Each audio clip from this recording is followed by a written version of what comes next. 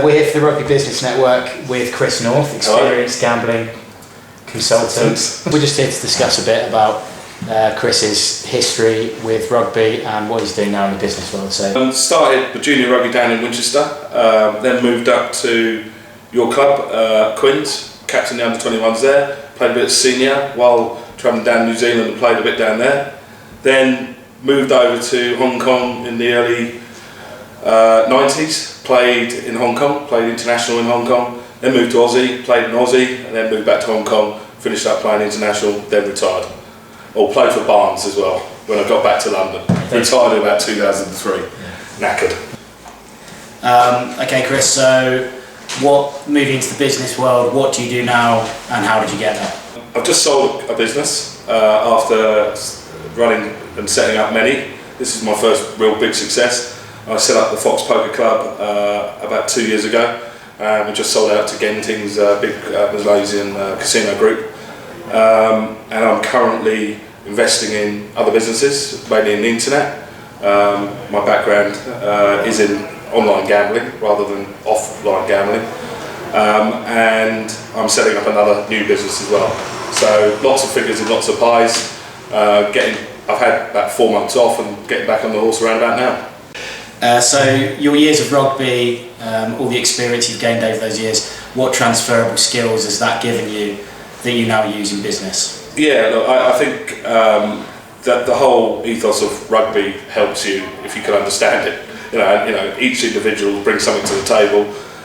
It's understanding what their strengths and weaknesses are, and I've actually used that in my businesses, like running one of my teams, be it at the Fox Poker Club or one of my other businesses. And then in terms of contact, obviously again, travelling the world, I'd imagine you've made any number of contacts through rugby.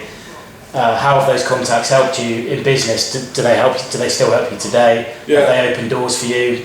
Well, for example, I got back from New Zealand in '91. We were in a recession here.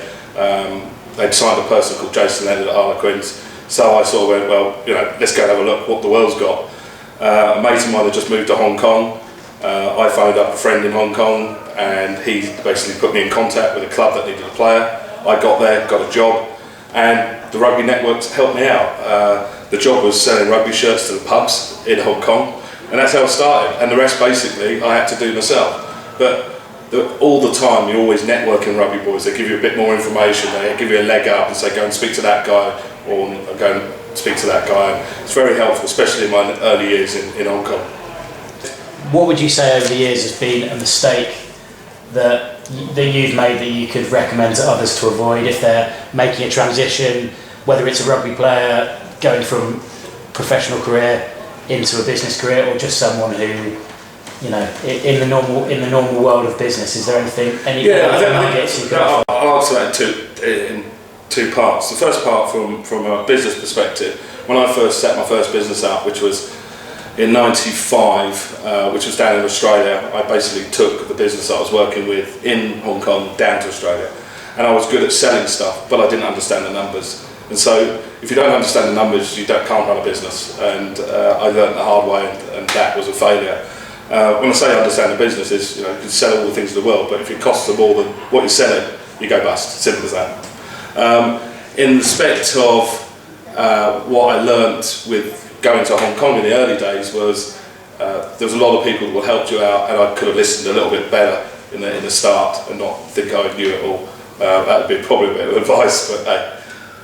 So now years on, what would you say? Do you have golden rules for success in business? Do you have a golden rule? Yeah, it's understand the numbers, and especially with me, I've now gone through. This is my 6th business, and they varying degrees of success. But this one was all about me keeping going, learning from the last business, and just keep on going.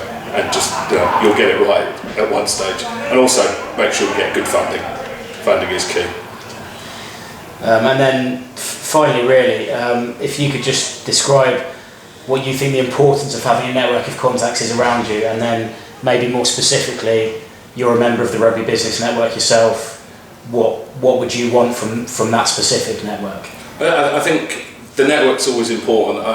You deal with a rugby person, you sort of know what you're getting. Quite straightforward people we are. People might say it's a bit simple, but we stick together, and I think it opens doors. It might not be the right door that's open, but at least that door's open, and it's harder these days to get to speak to the right people. So that's an important part. What I would like to give to the Rugby Network is some experience to people that are coming up through that want one of those doors open. And for myself, for that next venture, I'm looking for investment. There might be somebody around the table that would be interested in one of my ventures.